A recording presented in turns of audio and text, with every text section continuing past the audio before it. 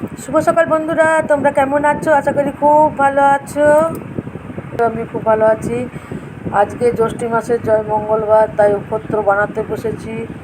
এই যে দেখছো, দুব্বো ঘাস নিয়েছি আর কাঁঠাল পাতা, তুলসী পাতা, ছোলার ডাল, আতপ চাল আর জধান। চলো বানিয়ে নিই।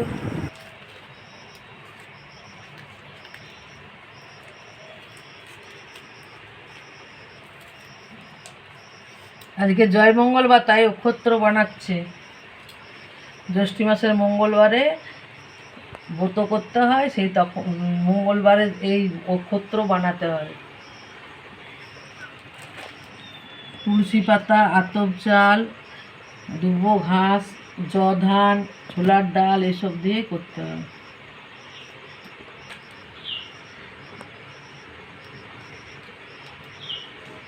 একটা হয়ে গেল, আর একটা করবো, বাস।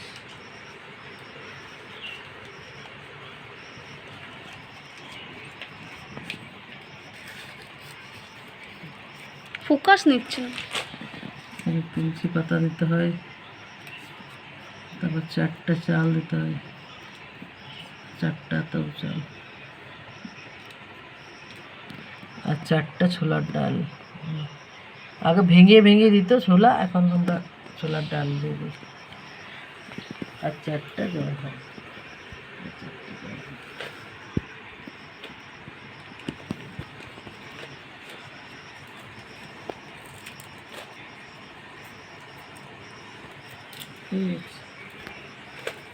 দেখাও।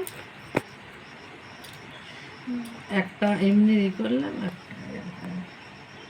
এটা মায়ের পায়ে দেবো, আর এটা আমি উপোস ভাঙার জন্য, এটা আমি খেয়ে জল দিয়ে গিলে তারপর উপোস ভাঙবো। গাছে কত গোলাপ ফুল ফুটেছে, ছোট ছোট গোলাপ ফুলগুলো সব তুলে নেব। রোজ পাউডার করব গোলাপ ফুল দিয়ে। মুখগুলো সব দেখো কেমন শুকনো শুকনো হয়ে গেছে। ঝটপট বাড়ির পুজোটা সেরে নিলাম। এবারে মন্দিরে যাব। আজকে হালকা হালকা ফুল দিয়েছি, বেশি ফুলও পাইনি। এই যে সব সাজিয়ে নিয়েছি, ঝুড়ি, ফুল, ফল, মিষ্টি সব কিছু নিয়ে, সিঁদুর নিয়ে, ধূপকাঠি সব কিছু নিয়ে সাজিয়ে নিয়েছি। এবারে চলো যাব মন্দিরে পুজো দিতে।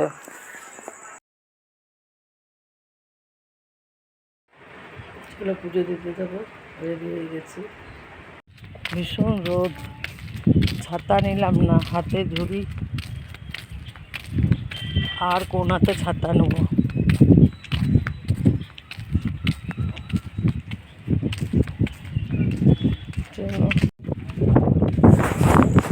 দেখছো মাঠটা ধু ধু করছে, জনপাক্ষী নেই।